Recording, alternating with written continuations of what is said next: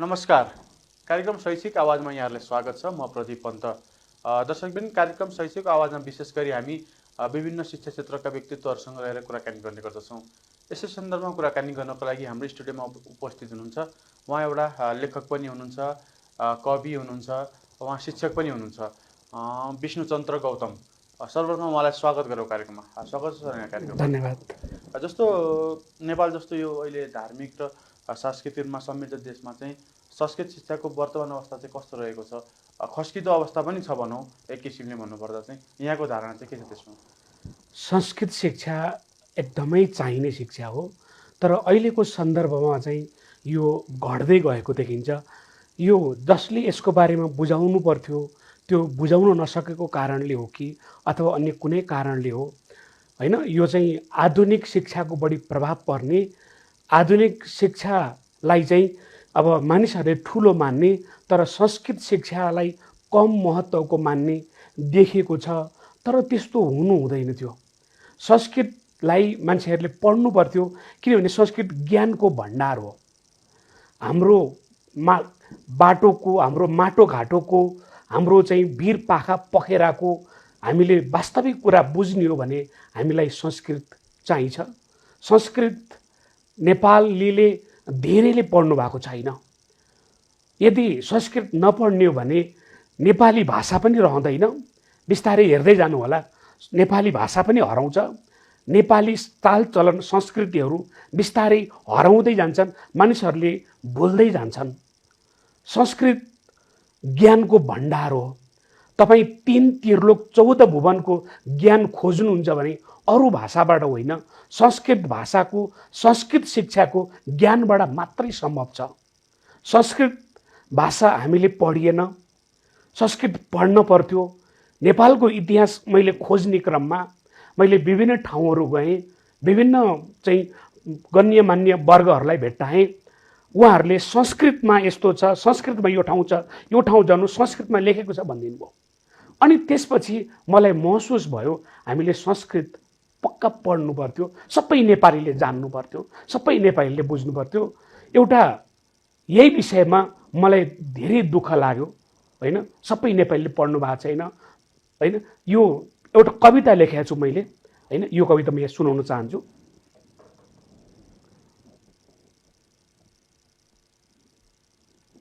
मेरो कविताको शीर्षक छ विपरीत बुद्धि।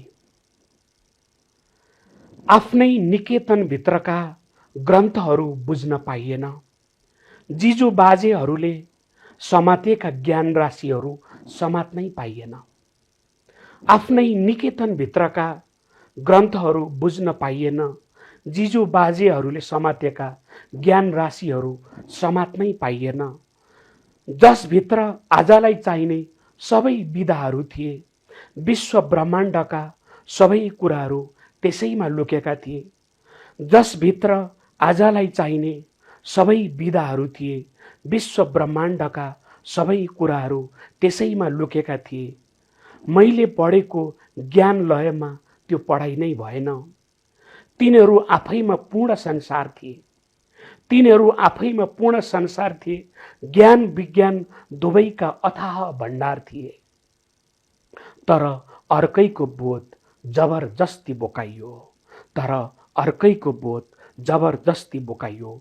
स्वार्थमा डुबुल्की मारेर पराईको घोक्ने बनाइयो, स्वार्थमा डुबुल्की मारेर पराईको घोक्ने बनाइयो। हाम्रामा के थिएन, के चाहिँ अपुग थियो र? बुझ्दै नबुझी अरूको करेसा गोड्ने बनाइयो, आफ्नैमा छँदा छँदै अरूको जुठो खाने बनाइयो। बुझ्दै नबुझी अरूको करेसा गोड्ने बनाइयो, आफ्नैमा छँदा छँदै अरूको जुठो खाने बनाइयो। गर्दा गर्दै यहाँ अति गरियो, मुन्दुम र वेदका बारेमा चासै दिएन। गर्दा गर्दै यहाँ अति गरियो, मुन्दुम र वेदका बारेमा चासै दिएन। त्रिपिटक र आयुर्वेदलाई मतलबै गरिएन। आफ्नो भन्ने त यहाँ केही नै भएन, आफ्नो भन्ने त यहाँ केही नै भएन।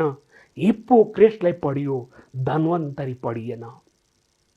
राइट ब्रदर्सको विमान पढाइयो, पुष्पक विमान पढाइएन। हिप्पोक्रेट्सलाई पढियो, धन्वन्तरी पढिएन, राइट ब्रदर्सको विमान पढाइयो, पुष्पक विमान पढाइएन, गणेशको शिरमा हात्तीको टाउको जोडिएको विज्ञान खोजिएन।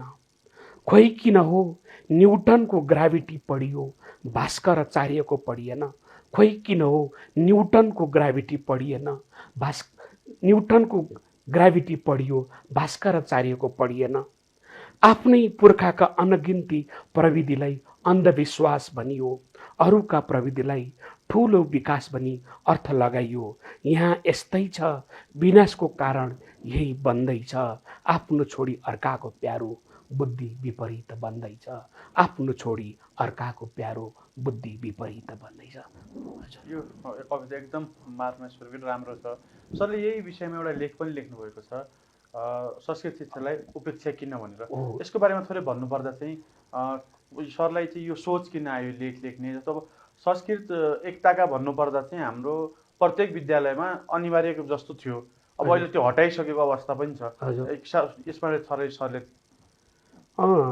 राष्ट्रिय शिक्षा योजना पद्धति 2028 साल आउनुभन्दा अगाडि संस्कृत शिक्षा अनिवार्य थियो। जब 2028 सालमा राष्ट्रिय शिक्षा योजना पद्धति ल्याइयो, संस्कृत चाहिँ एउटा कर्मकाण्डी भाषा मात्रै हो, यो अवैज्ञानिक भाषा हो, यो अन्धविश्वासी भाषा हो, यसले चाहिँ आधुनिक जमानामा गरी खान सकिँदैन, यसले केही पनि दिँदैन भन्ने कुरा जस्ता गरेर यसलाई चाहिँ एउटा ऐच्छिक बनाइयो। अनि ऐच्छिक बनाउने नाममा अब संस्कृतका शिक्षालयहरू घटाउँदै लगियो, कि त कतै मर्ज गर्दै लगियो। अनि त्यसपछि शिक्षकका दरबन्दीहरू पनि घटाइयो। अनि बिस्तारै बिस्तारै यो चाहिँ संस्कृतलाई कम महत्त्व दियो। अनि राज्यको नीति नै संस्कृत विरोधी जस्तो देखियो। संस्कृत पढ्न बन्द गरेको होइन, संस्कृत पढ्नलाई पढ्न दिएको थियो, तर बढी महत्त्व चाहिँ अन्य आधुनिक प्रकारको शिक्षालाई दियो। संस्कृत पनि आधुनिक शिक्षा त्योभन्दा माथि थियो। जति हामीलाई ज्ञान चाहिने संस्कृतबाट प्राप्त हुन्थ्यो। विदेशीहरूले धेरै कुरा संस्कृत पढेर सिके। युरोपियन देशहरूमा अझै पनि संस्कृत पढाइ हुन्छ, भारतमा संस्कृत पढाइ हुन्छ, जर्मनीमा संस्कृत पढाइ हुन्छ, फ्रान्समा संस्कृत पढाइ हुन्छ, अमेरिकामा संस्कृत पढाइ हुन्छ। अनि हामी कहाँ चाहिँ किन यसलाई माइनस गर्दै लानु पर्यो? संस्कृत पढ्नेहरूलाई किन पिछलबु भन्दै जानु पर्यो? यो त एकदमै गलत भयो नि। यो संस्कृतको महत्त्वको बारेमा जसले बुझाउनु पर्थ्यो त्यसले बुझाउन सकेन। आखिरी विद्यालय तहमा हामीले 7वटा विषय पढेकै थियो, 8वटा विषय पढेकै थियो, कलेजमा पनि अनिवार्य विषय पढेकै थियो हैन। एउटा थपेर वेदका, त्रिपिटकका, मुन्दुमका कुराहरू पनि हामीलाई पढ्न लगाइदिएको थियो भने कस्तो हुन्थ्यो? हामी कहाँ ज्ञानको खडेरी पर्थ्यो? नेपाली समाजमा सबैभन्दा ठुलो समस्या ज्ञानको खडेरी हो। मान्छेले चाहिँ सबै यहाँको माटो, यहाँको बाटो, यहाँको भिर पाखालाई बुझ्नु पर्दा विदेशसँग कम्पेयर गरेर बुझ्छ। विदेश यहाँको साँच्चै ज्ञान बुझ्ने हो, साँच्चै अर्थ बुझ्ने हो भने त त्योभन्दा निकै माथि छ नि। हामीले खोजेको खोइ त ज्ञानको भण्डार त्यहीँ छ नि, ज्ञान त्यहीँबाट प्राप्त हुन्छ। मलाई त्यो आर्टिकल मेरो हिमालय टाइम्सले प्रकाशित गरिदिनु भएको छ, उहाँहरूलाई धेरै धेरै धन्यवाद। यस्तो लेख चाहिँ यो लेख्ने कसरी आयो भन्नुहुन्छ भने मलाई चाहिँ हिस्ट्री एकदमै इन्ट्रेस्ट लाग्ने, एकदमै चाख लाग्ने हैन। समाज संस्कृति बुझ्न साह्रै मलाई चाहिँ रमाइलो लाग्ने। अनि मैले त्यो बुझ्न खोज्दै जाँदा आफूमा चाहिँ संस्कृतको ज्ञान नभएको पाएँ र मैले जति बुझ्न पर्थ्यो त्यो बुझ्न सकिनँ। अरूसँग सोध्न पर्ने भयो। अबको 20, 30, 50 वर्ष पछाडि हैन यो ज्ञान सबै हराएर जान्छ यदि हामीले संस्कृत नसिकाउने भने। नेपाली भाषालाई साँच्चै जोगाउने हो, नेपाली भाषालाई तपाईँ साँच्चै माया गर्ने हो हामीले भने संस्कृत भाषा नपढिकन नेपाली भाषा जोगिँदैन। यो त नेपाली भाषाको यसले इतिश्री गराउँछ। अनि तपाईँले संस्कृत पढ्नु भएन भने, संस्कृत जान्नु भएन भने तपाईँको धर्म संस्कृति रहँदैन, मुन्धुम रहँदैन। तपाईँले यहाँका वेदहरू रहँदैन। वेद भनेको के? ज्ञानको भण्डार होइन? त्योबाट हामी किन वञ्चित भयौँ त? नेपाली किन वञ्चित भए? त्यो पढाउनु पर्दैन थियो? अहिले नेपालमा वेदका कुराहरू बुझ्ने मान्छे कतिजना होलान्? हामीलाई चाहिँ उपवेदहरू पढाउनु पर्दैन थियो कि यहाँ ज्ञान थिएन र बाहिरबाट खोजेर ल्याउनु पर्थ्यो? होइन, हामीले अघि नै मैले कवितामा भनिहालेँ, गुरुत्वाकर्षण, होइन, यो न्युटनले पत्ता लगाउनुभन्दा अगाडि हाम्रा चाहिँ जसले वेदको रचना गर्नुभयो अथवा जसले वेद लेख्नुभयो त्यहाँ हामीले पढ्दा पाउँछौँ त्यो धेरै वर्ष अगाडि त्यसका बारेमा पत्ता लगाइसकेको थियो त। खोइ त त्यो पढेको हो, होइन? पुष्पक विमानहरूका कुराहरू त्यहाँ गरेको पाउँछौँ, त्यसमा विज्ञानै थिएन त। खोइ हामीले खोजेको, खोइ त हामी लागि परेको। सरकारले अध्ययनलाई, सरकारले खोज नीतिलाई खोइ त महत्त्व दिएको। ज्ञान नखोज्ने भने संसार कसरी रहन्छ, मानव सभ्यता कसरी रहन्छ? यही कुरा बुझेर मैले त्यस्ता कुराहरू तयार गरेको हो। जस्तो अहिलेको विद्यार्थीहरूमा चाहिँ संस्कृत शिक्षा अध्ययन गरे पश्चात बेरोजगार रहिने हो कि भन्ने मानसिकताले पनि त्यसबाट टाढा रहेको हो कि के हो? त्यो पनि हो। अब कस्तो हो भने हामीले चाहिँ हरेक कुरा गर्ने यो वैदेशिक प्रभावबाट गर्ने, उनीहरूको तरिका सिकेर गर्ने, होइन? अब उनीहरूकोबाट सबै कुरा ल्याएर गर्ने। अनि हामीले हाम्रो माटोको कुरा चाहिँ केही पनि खोजिनौँ नि त। हामी ज्ञानतिर लाग्दै लागेनौँ, हामी त कपी गर्न मात्रै गयौँ नि त। त्यो कारणले त्यस्तो भएको हो, होइन? तपाईँलाई थाहा छ, होइन, हामीले बुझेका छौँ, यदि कसैलाई आफ्नो पन्जामा पार्नुपर्छ भने, कसैले आफ्नो अनुहार राख्नुपर्छ भने उसँग युद्ध गरिरहनु पर्दैन, उसँग लडाइँ झगडा गरिरहनु पर्दैन। उसको शिक्षालाई पहिले खत्तम गराइदेऊ, उसका भाषा संस्कृतिलाई खत्तम गराइदेऊ, त्यो आफै तपाईँको अन्डरमा आउँछ, त्यो अरूको अन्डरमा त्यसै पुग्छ। हामी त्यस्तै भइरहेको छैनौँ। यसका विकृतिहरू हटाउनु पर्थ्यो। मैले विकृति थिएनन् भन्न खोजेको होइन, विकृति थिए, तर विकृतिलाई चाहिँ मिनिमाइज गर्दै हामी अगाडि बढ्न पर्थ्यो नि त। संस्कृतिको नाममा जसले ठग्थ्यो, जसले अरूलाई झोक्याउँथ्यो, जसले ढाँट्थ्यो, त्यसलाई त कारवाही गर्न पर्थ्यो नि त। दुई चारजनाले ढाँटे भन्दैमा यत्रो ज्ञानको भण्डारको भाषालाई हटाइदिन हुन्थ्यो त? शिक्षा त दिनु पर्थ्यो नि त। दुई चारजनाले फटाइ गरे, होइन, राम्रो नराम्रो जाइ पनि हुन्छ। सबै कुराको राम्रै राम्रो हामीले प्राप्त गर्न सक्दैनौँ, तर यो त्यसको नराम्रालाई मिनिमाइज गर्न पर्थ्यो। राम्रा कुरा त कति धेरै थिए, कति धेरै थिए त। नराम्रा 10वटा थिए भने राम्रा त 90वटा थिए त। अनि 10वटा कारणले त 90 पनि फाल्दिने, त्यसलाई खोजी नीति गर्नु पर्यो नि त। होइन, हामी भोलिका दिनमा हामी भएर बाँच्ने हो भने यो चाहिन्छ। हामी अरूको कसैको हुनु छ भने बिर्सिदिए हुन्छ, के फरक पर्दैन। हाम्रा धर्म संस्कृति हामीलाई चाहिन्छ, हाम्रो भाषा चाहिन्छ, हाम्रो नेपाल चाहिन्छ भने हामीले त्यहाँबाट सिक्नै पर्छ, त्यहाँबाट बुझ्नै पर्छ। हाम्रो भिर पाखा माटोलाई चिनेर अगाडि बढ्ने हो भने त्यो चाहिन्छ हामीलाई। जस्तो संस्कृत शिक्षा एउटा अब कुरा गर्दाखेरि मानव जीवनमा चाहिने जन्मदेखि मृत्यु संस्कारको त्यो सबै बिचमा जे जति हुन्छ अनिवार्य। अब अहिले हाम्रो नेपालमा चाहिँ विशेष गरी हिन्दू धर्ममा अनिवार्य जस्तो छ। अब संस्कृत शिक्षा ओझेलमा पर्दै गयो भने ती कुरालाई चाहिँ भविष्यमा कतिको प्रभाव पार्ने देखिन्छ? धेरै नै प्रभाव पार्छ। किन? सबै कुराहरू विशेष त त्यो संस्कृत भाषामा लेखिएका छन्। संस्कृत अब हामीले अनुवाद गरौँ न त भन्दा कुनै पनि कुरा 100% अनुवाद हुँदैन। होइन, हामीले अङ्ग्रेजी सिक्न सक्छौँ, चाइनिज सिक्न सक्छौँ, होइन, कोरियन भाषा पढ्न सक्छौँ। अनि हाम्रो नेपाली जनतालाई हाम्रो सरकारले संस्कृत भाषा सिकाउन सक्दैन, त्यसलाई अनिवार्य बनाइदिन सक्दैन। होइन, स्कुल संस्कृत पढ्नेलाई जुन समाजले हेयको दृष्टिले हेरिरहेछ, होइन, समाजले नराम्रो भनेछ, त्यो दृष्टिकोण सरकारले हटाइदियोस् न। अनि मात्रै त्यो मान्छेहरूले पढ्न सुरु गरिहाल्छन् नि। यदि नपढ्ने हो भने चाहिँ अब भविष्यमा राम्रो अवस्था मैले चाहिँ बुझेको छैन। जस्तो आधुनिक शिक्षा लागू भएपछि संस्कृत शिक्षा चाहिँ किन ओझेलमा पर्यो त?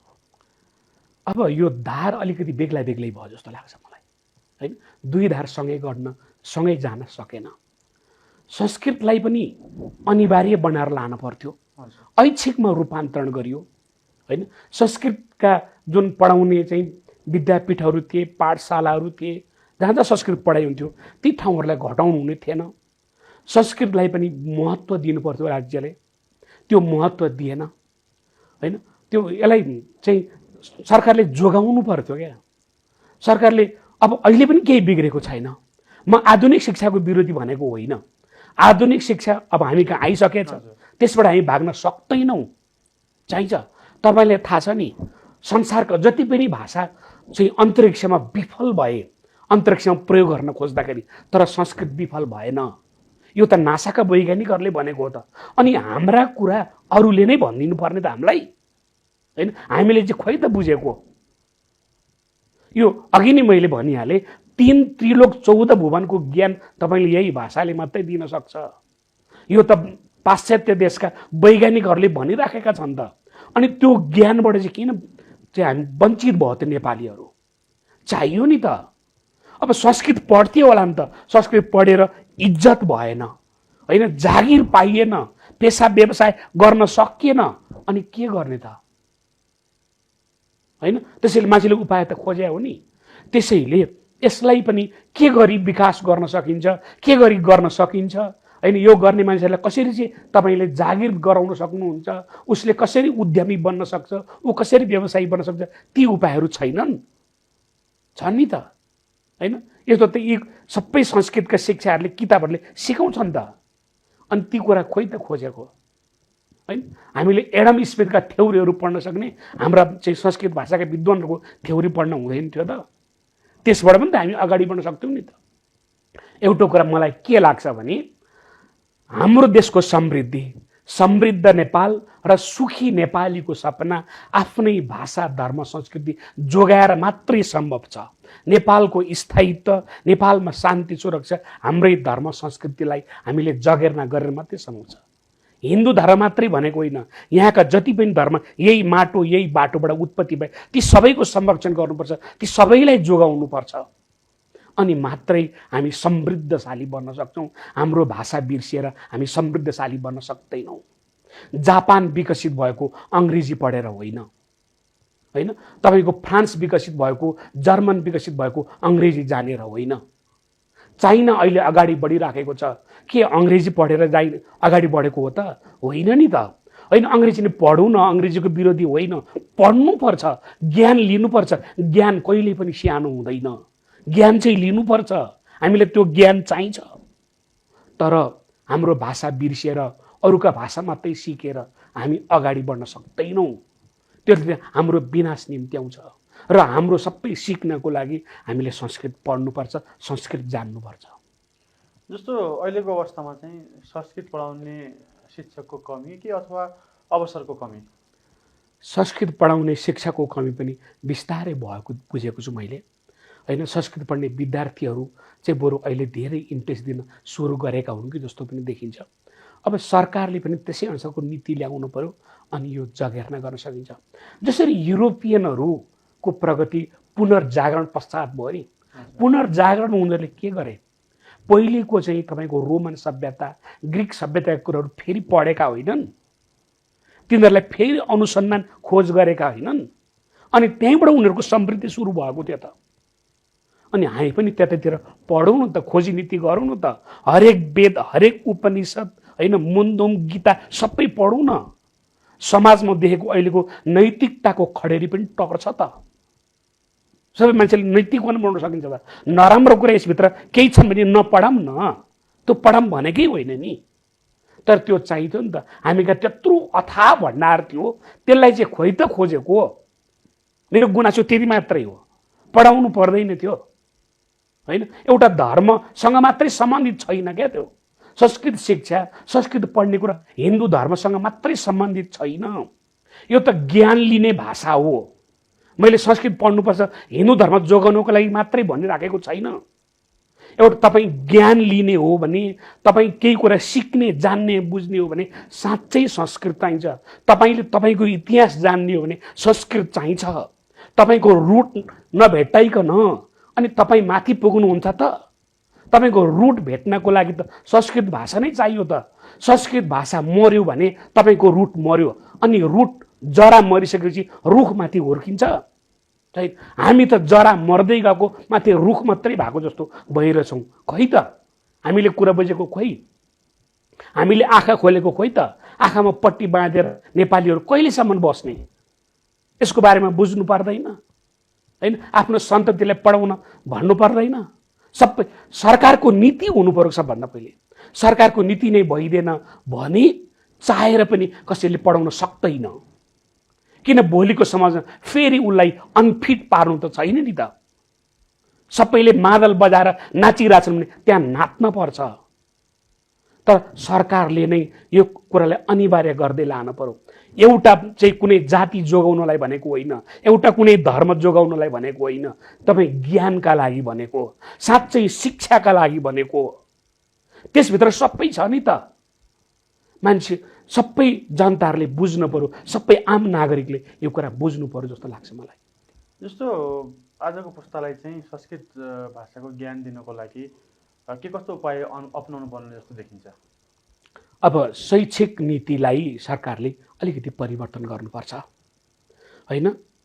विद्यालय तहदेखि नै, सानो कक्षादेखि नै यसलाई सिकाउँदै लान पर्यो होइन? यसका राम्रा कुराहरूलाई समातेर अगाडि बढ्न पर्यो। संस्कृतमा भएका नीतिका कुराहरू सिकाउँदै लान पर्यो, संस्कृतका अक्षरहरू सिकाउँदै लान पर्यो, अनि मात्रै अगाडि बढ्न सक्छौँ। संस्कृत भाषा जोगियो भने हाम्रा देशका अरू भाषाहरू पनि जोगिन्छन्। संस्कृत मर्यो भने अरू भाषा पनि मर्छन्। किन चाहिँ तपाईँको बाहिरियाहरूले पहिले आक्रमण गर्दा संस्कृतलाई गरे, तर पछि अरू भाषालाई पनि गर्नेछन् अनि अरू भाषा पनि निमित्यान्न हुनेछन्। त्यसैले हामी सबै लागेर जोगाउनु पर्ने भाषा हो, हामी सबैले पढ्नुपर्ने भाषा हो। सरकारले त्यसै अनुसारको नीति बनाउनु पर्यो। सरकारका मान्छेहरूले आँखामा राखेको पट्टी खोल्नु पर्यो, बुझ्नु पर्यो। नेपाली भाषालाई शुद्ध बनाउने, नेपाली भाषालाई अनन्तकालसम्म लाने भने त चाहे संस्कृत नभइकन नेपाली भाषा बाँच्दैन। संस्कृतबाटै नेपाली भाषा विकसित भएर आएको।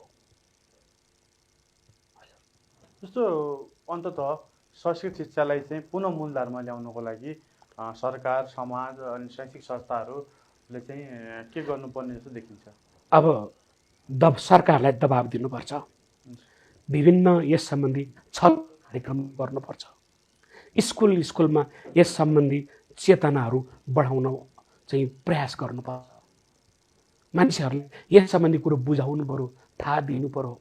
अहिले विदेश मोह बढ्ने कारण मान्छेहरूले यो चाहिँ तपाईँको नपढ्नु पनि हो नि त। हामीले संस्कृत पढेनौँ भने हाम्रो रुट हराउँछ है, हाम्रो जरा मासिन्छ। जरा मासियो भने अनि माथिको टुप्पो, हाँगाबिङ्गा, पात पतिङ्गर केही पनि रहँदैन। सरकारले नै यस सम्बन्धी सोचेर अगाडि बढ्नु पर्यो। अन्त्यमा यो टेलिभिजन हेरिरहनुभएका सम्पूर्ण दर्शकहरूलाई चाहिँ के सन्देश दिन चाहनुहुन्छ यहाँले? हामीले नेपाली भाषा पनि पढौँ, संस्कृत भाषा पढौँ, अङ्ग्रेजी भाषा पनि पढौँ, अन्य भाषाहरू पनि आफूलाई चाहिएको छ भने पढौँ। तर ज्ञानका लागि, हामीले हाम्रो जरा बुझ्नका लागि, हाम्रा धर्म, संस्कृति, इतिहास बुझ्नका लागि संस्कृत भाषा पनि पढौँ। संस्कृत भाषा आजैदेखि सिकौँ। संस्कृत सिक्यौँ भने हामी हुन सक्छौँ।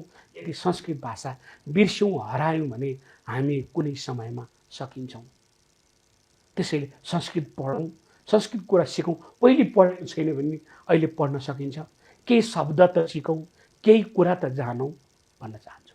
हस्, संस्कृत भाषाको महत्त्वको बारेमा यहाँले महत्त्वपूर्ण कुराहरू राखिदिनु भयो। यहाँलाई समय र संवादको लागि धेरै धेरै धन्यवाद।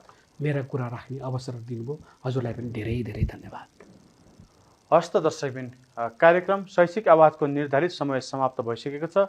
म लगायत सम्पूर्ण कार्यक्रम युनिट बिदा चाहन्छौँ। नमस्कार।